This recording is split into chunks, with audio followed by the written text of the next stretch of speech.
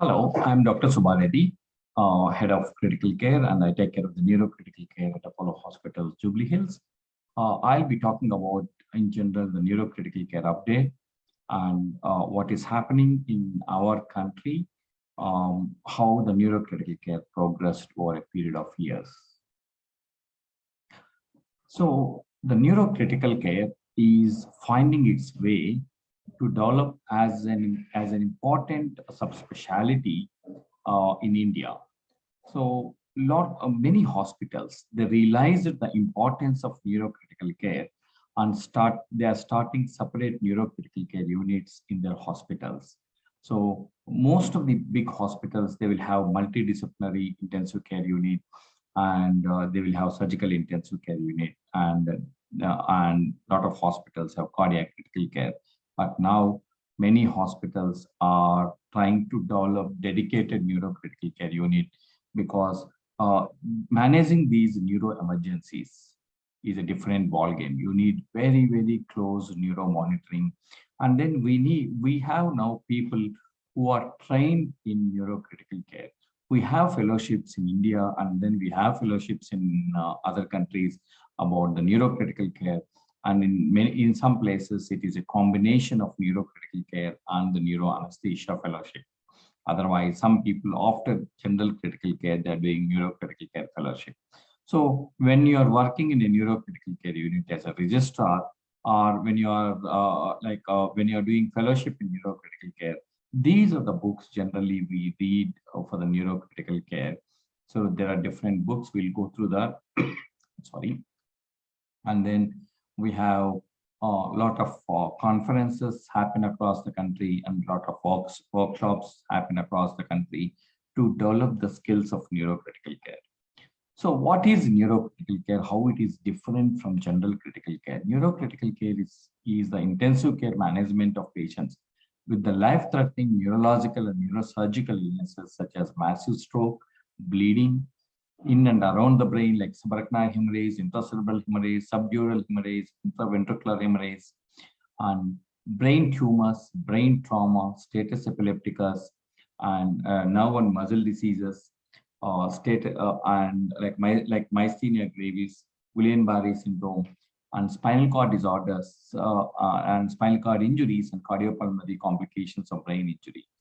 The neurocritical care provides the interface between the brain and other organ systems in the setting of critical illness, and patients are taken care of within a single specialized unit with expertise in managing the unique needs of such critically ill patients. So you need not move these patients to different places for imaging, like for the neuro monitoring, or we have in a neurocritical care, dedicated neurocritical care units, you have all bedside equipment for the except imaging like MRI, and in some centers we have portable CT. So all the needs are addressed in the neurocritical care. Even the other, like if the patient develops respiratory failure, and then we can manage in the neurocritical care. So everything is taken care for a neuro emergency. So what is we have seen about the neurocritical care, and then who is neuro intensivist? So like if somebody after his critical care fellowship, if they go for a neurocritical care fellowship, they can become neuro intensivist. But who can do this neurocritical care fellowships?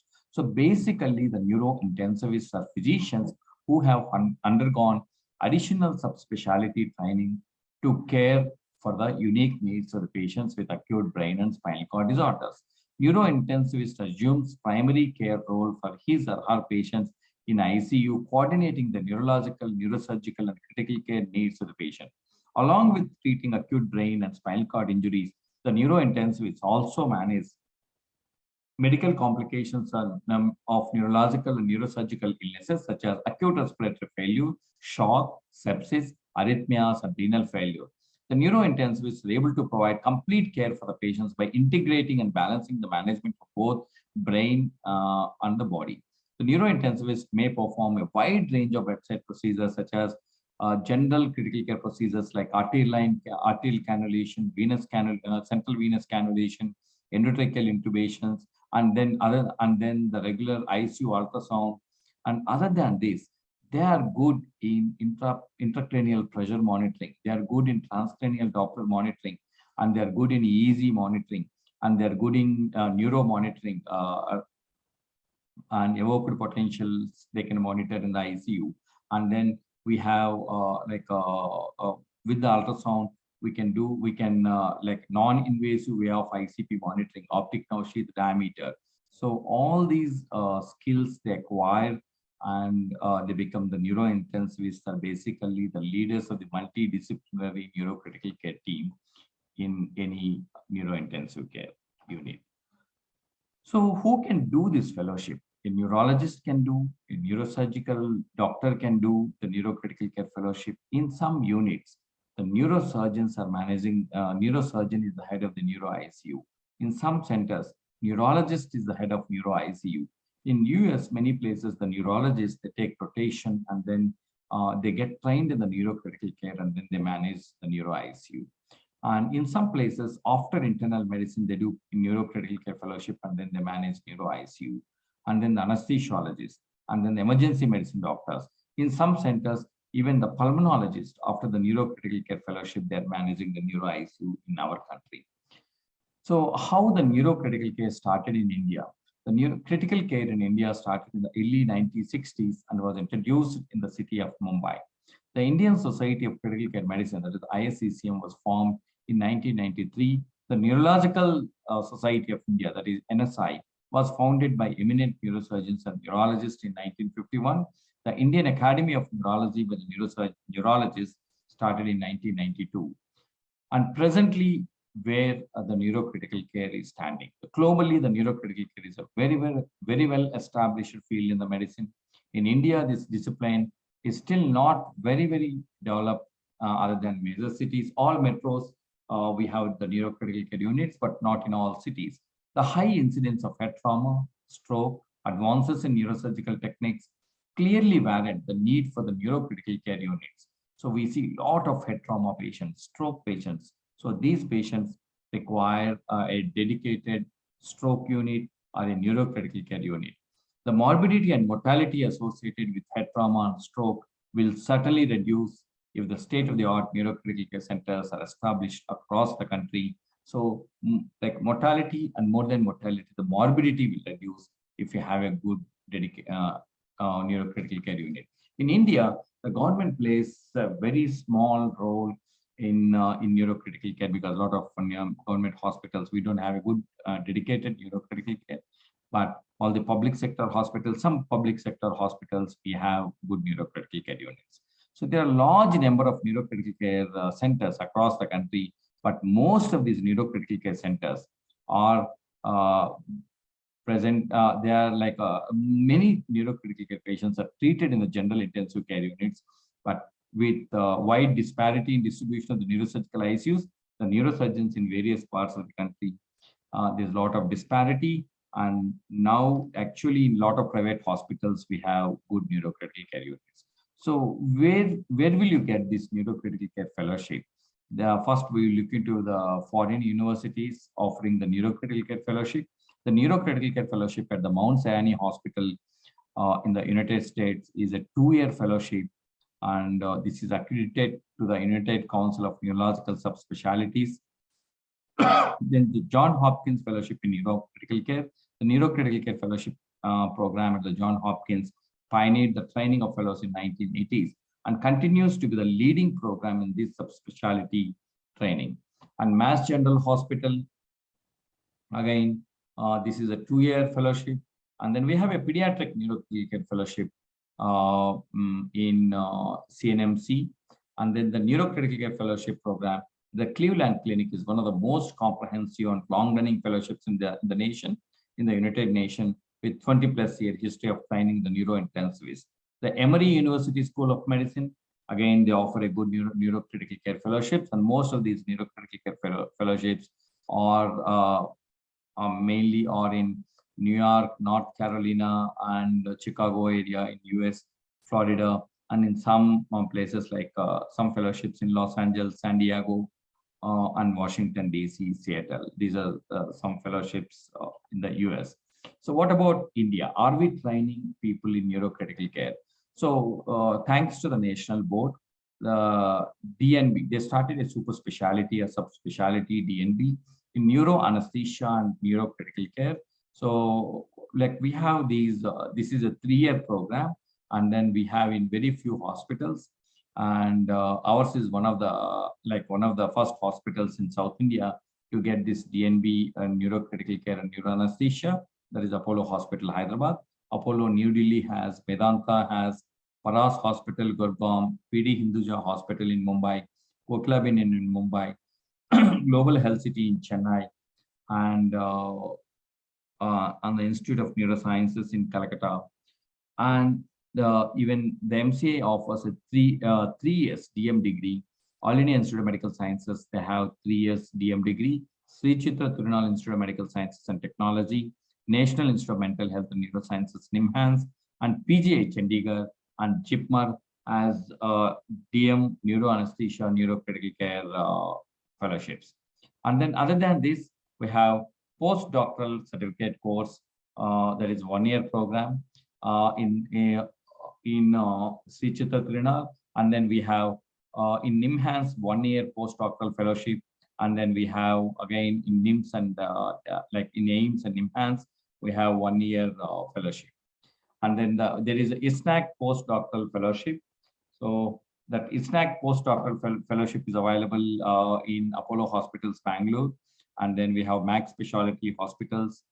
And if you look at the syllabus, so the cerebrovascular, like we discuss about the pathology, pathophysiology of cerebrovascular diseases, ischemic and hemorrhagic strokes, subarachnoid hemorrhage, and then neurotrauma, seizures, neuro-oncology, and neuromuscular diseases, infections, toxic and metabolic disorders, inflammatory and demyelinating diseases, neuroendocrine disorders, and then encephalitis, and principles of brain death, organ donation, and maintenance of organ donors is a very, very important topic in the neurocritical care. And then there is vast development in the neuroradiology. And then we we teach them the basic principles of CT and MRI. And then we have most advanced CTs. And then we have most advanced 3 Tesla MRIs now. And then with the CT, we can do CT angiography. And then we can we can see a CT perfusion weighted images, also perfusion images, CT perfusion imaging, or MRI perfusion weighted images. So we can diffusion weighted images. We can find out the stroke early, and then we can decide about the thrombolysis, and then technical knowledge of neuro-interventional procedures. We have a lot of neuro-interventional procedures happening across the country in different hospitals, and we have very good modalities for the spine. Coming to these interventions, basically the neurosurgeons do interventions, in some places neurologists, in some places cardiologists do interventions. Initially in our country, cardiologists were helping neurologists for the interventions. Now we have a separate DM Neuro Interventional Radiology course offered by some universities. And these are some suggested books for neurocritical care. So that is Neuro Intensive Care by Himanshu Prabhakar, and then the textbook of neuro anesthesia and intensive care. And there are a lot of books. And then there's the Neuro ICU 2nd edition book by McGree-Hill Education. And we have Oxford textbook of neurocritical care 1st edition. And these are the common case scenarios in neurocritical care. Head trauma, 11% of the deaths in India are because of the non-communicable diseases are due to TBI, and 78% of the injury deaths are due to road traffic accidents. The only epidemiological study undertaken in Bangalore at NIMHANS shows that the incidence, mortality, and case fatality of TBI, and so over 80% of the accident victims do not achieve access to the medical care within 1 hour of the incident in India.